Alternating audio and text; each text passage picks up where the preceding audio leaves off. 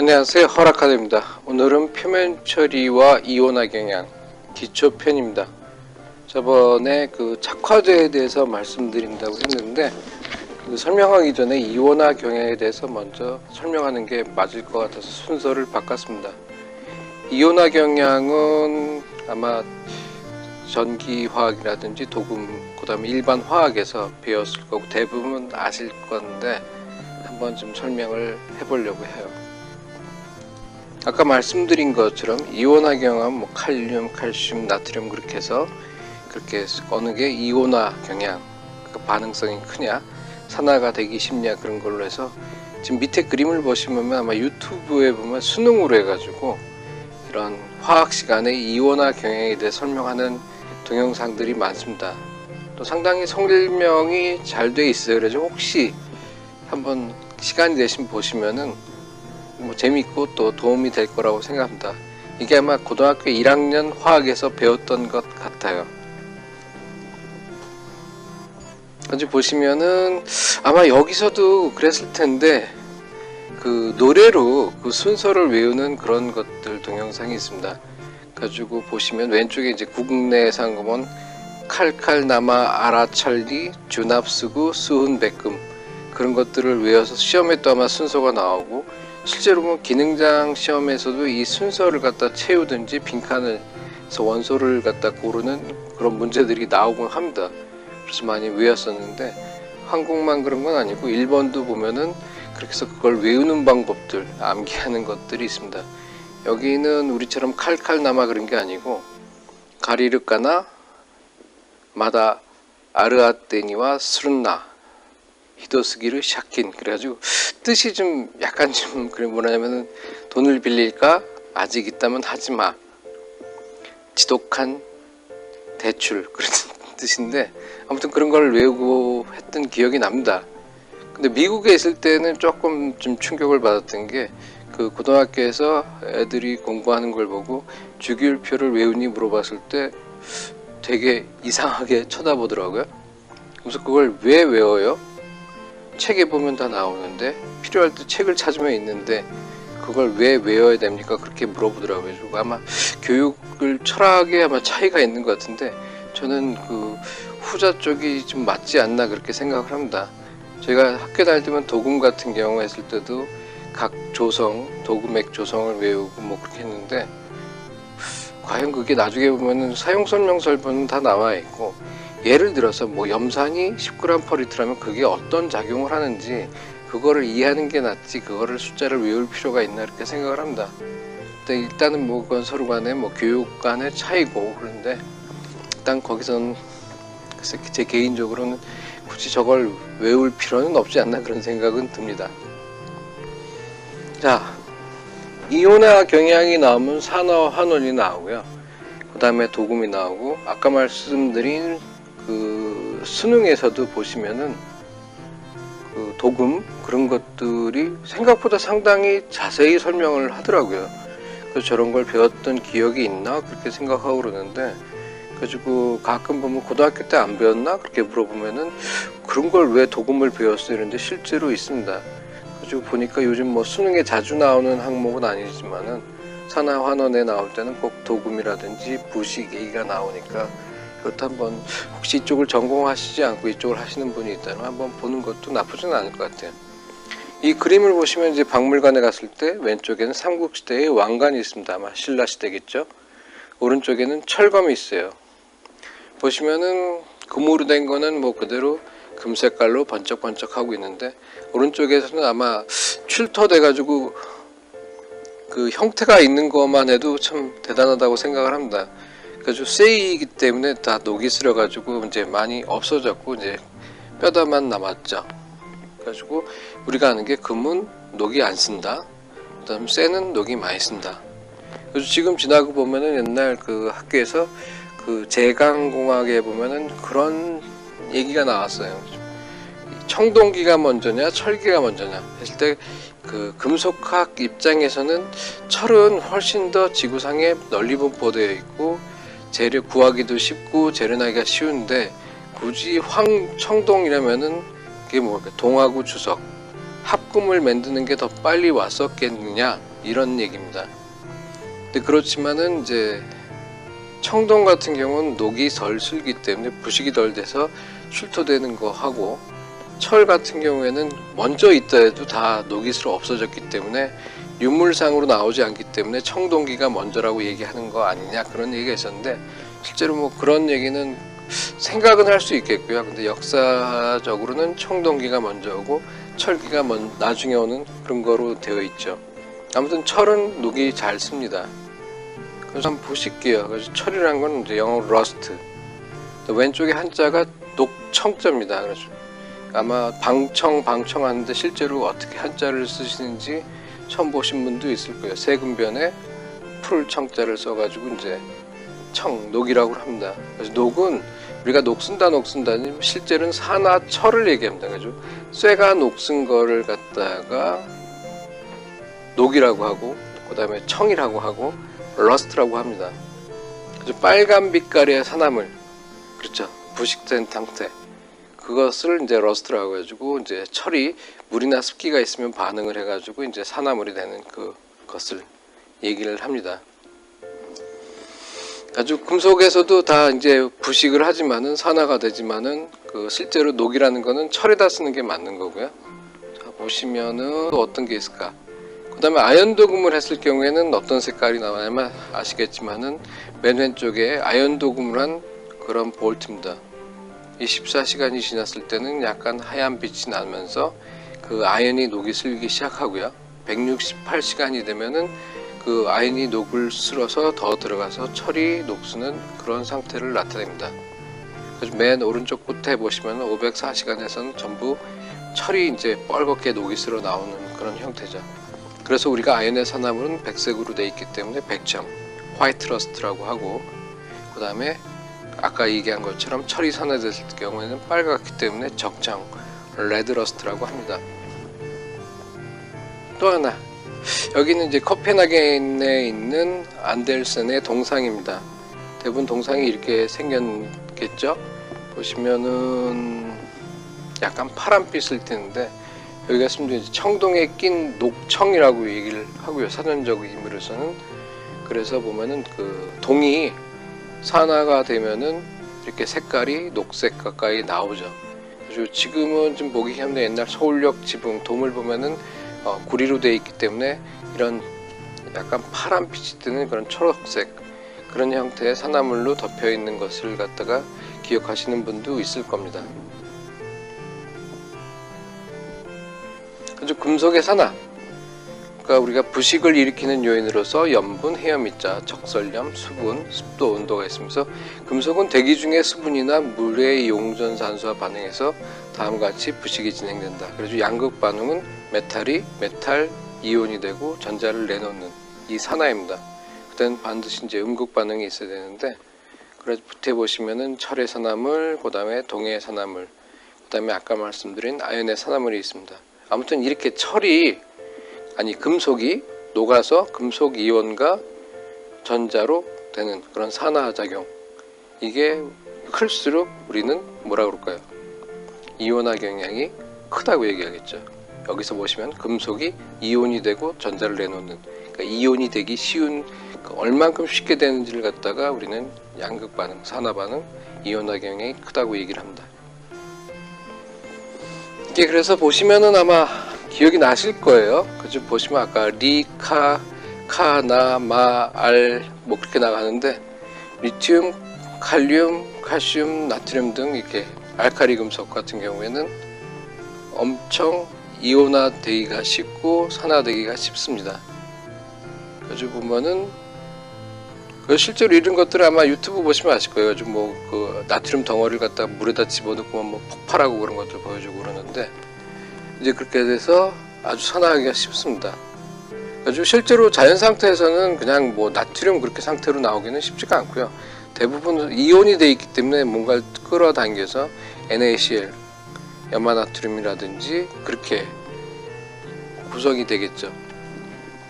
오른쪽으로 가면은 이온화 경향이 작다 그렇게 되어 있습니다. 그래가지고 보면은 오른쪽에 전위로 보면 플러스가 가서 이제 뭐 이렇게 수소를 여기서 얘기할 때는 표준수 전국을 얘기해서 플러스 마이너스를 나눕니다. 그래서 수소 같은 경우 제로를 기준으로 놨을 때 보면은 수은, 은, 백금 그렇게 나오죠. 금, 은 해서 이렇게 나온 것들 해서 여기는 이온화 경향이 작다. 그러니까 산화하기가 어렵다. 이온화가 어렵다. 그렇게 얘기를 합니다. 아마 여러분들 잘 아실 거예요. 그 다음 도금 쪽에 사용했을 때는 아연, 철, 니켈, 주석 등 우리가 많이 쓰는 금속을 보시면은 아연은 이온화 경향이 철보다 큽니다. 그렇기 때문에 아연이 철하고 있을 때는 아연이 훨씬 더 산화되기가 쉽다. 그렇게 얘기하는 거 다 이해를 하실 거예요. 그 다음 니켈 같은 경우도 훨씬 더 지금 아연보다 노블하고 철보다 더 오른쪽에 있습니다. 그 다음 주석, 납 그렇게 돼서 그 왼쪽으로 갈수록 그러니까 이온화 경향이 크게 될수록 우리가 영어로 했을 때는 뭐 베이스, 액티브, 에노딕 그렇게 했고요. 아마 지금도 비안금속, 천안금속 그렇게 얘기했습니다. 좀 어감이 조금 모르겠어요. 근데 그 영어로서는 그런 뜻은 없는 것 같은데 비하다, 천하다. 그 다음에 오른쪽에 하면 이온화 경향이 작은 경우, 산화되기 어려울 경우에 노블, 그 다음에 캐소딕 해서 귀하다. 아주 귀한 금속, 천한 금속 그렇게 나왔던 걸 아마 기억을 하실 겁니다. 여기까지 아마 대부분 다 아실 거고요. 실제로 보시면은 지금 볼까요? 백금, 금, 은, 팔라듐 우리가 소위 얘기하는 귀금속입니다.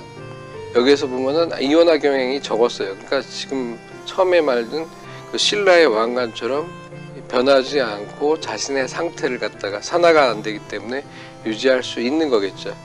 가격을 보면 진짜 귀합니다.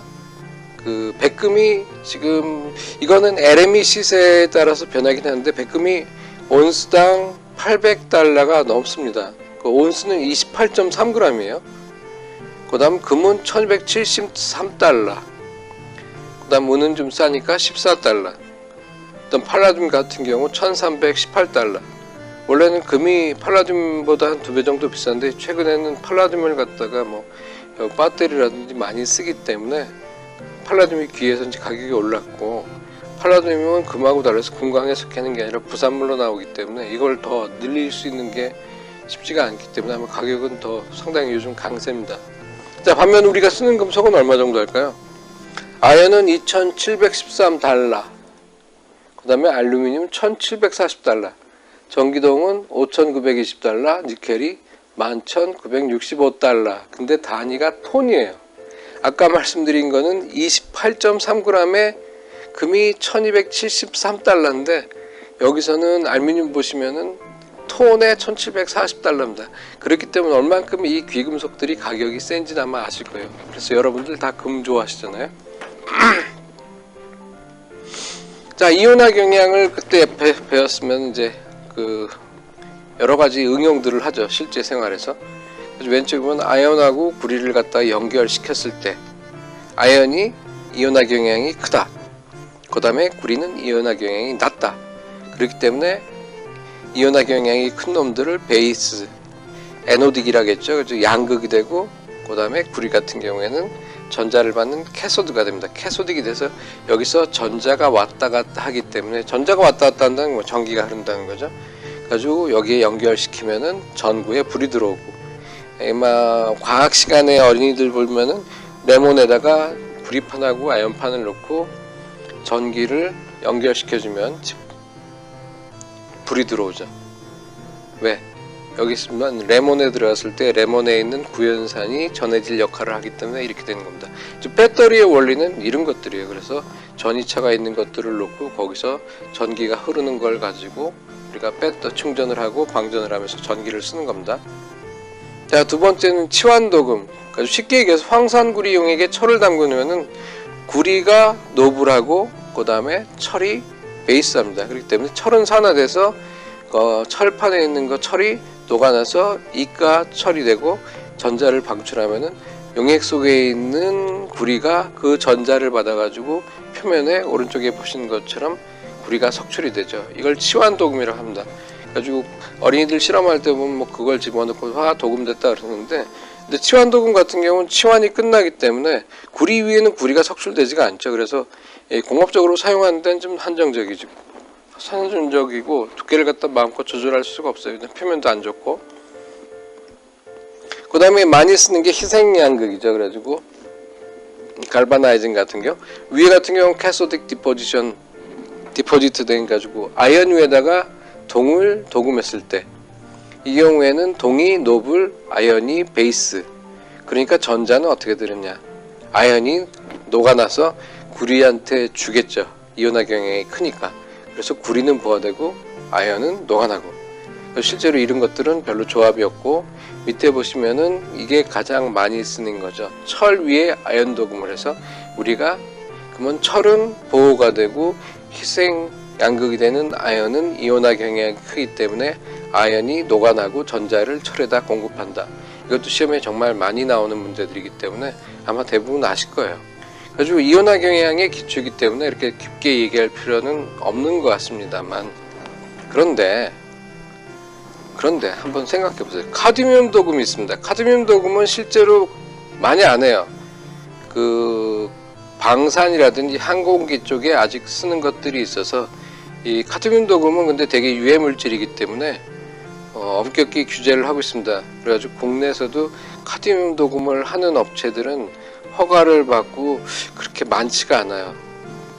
저도 실제로 이 도금하는 거를 본 적은 없고요. 도금된 제품은 딱 한 번 본 적이 있습니다. 그래가지고 요즘은 유해하기 때문에 쓰지 않는데, 카드뮴 도금을 했던 이유는 여러 가지 이유가 있겠지만, 또 하나가 이제 내익성이 좋은 거예요. 아주 우수한데, 그러면은 아연 도금 같이 그렇게 철을 보호하느냐. 근데 이온화 경향상에서는 반대로 나옵니다.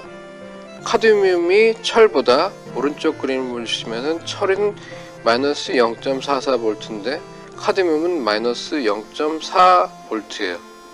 그래가지고 카드뮴이 더 노블합니다. 근데 이걸 희생 양극으로서 방식을 한다는 얘기가 있어요. 반대가 아닐까 그런 생각을 해보신 적이 없는지. 카드뮴은 많이 안 쓰기 때문에 익숙하지 않으실 수도 있는데. 다음의 질문이에요. 자, 보시면은 아연 대신에 녹슬지 말라고 지금 철에다가 파이프에다가 아연 도금을 했습니다. 근데 나중에 문제가 생겨서 봤더니 아연은 깨끗한데 철이 부식이 가속이 됐어요. 아마 주위에서 보긴 힘든데 실제로 이런 일들이 많이 있었고 문제가 됐었는데, 아연 대신 철이 심하게 부식되었다. 아연은 보호되고 철이 부식이 된다. 밑에 그림을 보시면은 아연은 마이너스 0.763, 철은 마이너스 0.43입니다. 반대로 우리가 상식적으로 해서 아연 동광판 같은 경우에는 아연이 녹아줘야 되는데 반대의 경우가 일어났어요. 그 다음에 시험에 또 많이 나오는 게 뭐예요? 주석 도금이죠. 통조림캔. 주석은 상당히 노블한 금속이에요. 위에서 보면 니켈보다도 높습니다. 마이너스 0.136. 근데 철은 마이너스 0.440. 근데 철에다가 주석으로 도금을 합니다. 물론 철 주석 같은 경우 염을 사람이 먹어도 해가 없는 건 있지만, 부식적인 측면에서는 왜 저렇게 했을까? 그러면 주석이 철을 보호하는가? 철이 주석을 보호하는가? 여기에서도 이것도 시험에 많이 나오는 거예요. 쉽게 아시는 분도 있겠지만 또 모르시는 낯선 분들도 있을 거고. 자, 또 아까 치환 도금을 했어요. 철을 갖다가 도금을 합니다. 금속을. 그래가지고 동도금 용액에서 철을 도금할 경우에 동은 철보다 노블하죠. 그러면은 철 표면에 치환이 돼야 돼요. 도금을 합니다. 그렇죠? 물론 그냥 하더라도 치환된 위에 도금을 할 수는 있겠죠. 근데 잘 안 돼요. 그래가지고 이런 경우에는 동이 노블한데 이온화 경향이 적은데 어떻게 용액에다가 철을 넣었을 때 철의 도금이 잘 될 수 있을까? 이제 그런 생각을 할 수 있겠죠. 이게 이것 때문에 다시 제가 쉽지만 이온화 경향을 설명한 거예요. 이게 그렇기 때문에 착화제를 갖다가 집어넣게 됩니다. 그래서 착화제를 설명하기 전에 일단 이런 이유 때문에 착화제를 쓴다는 것을 이온화 경향으로 설명을 해보았습니다. 자, 또 끝났고요. 빠른 시간에 다시 착화제에 대해서 설명을 하고, 아까 얘기한 아연이냐 철이 어떻게 서로 보호하느냐 주석동절임에 대해서는 그 다음 시간에 설명을 하도록 하겠습니다. 자, 오늘도 감사드리고요. 좋아요, 구독 부탁드립니다. 감사합니다.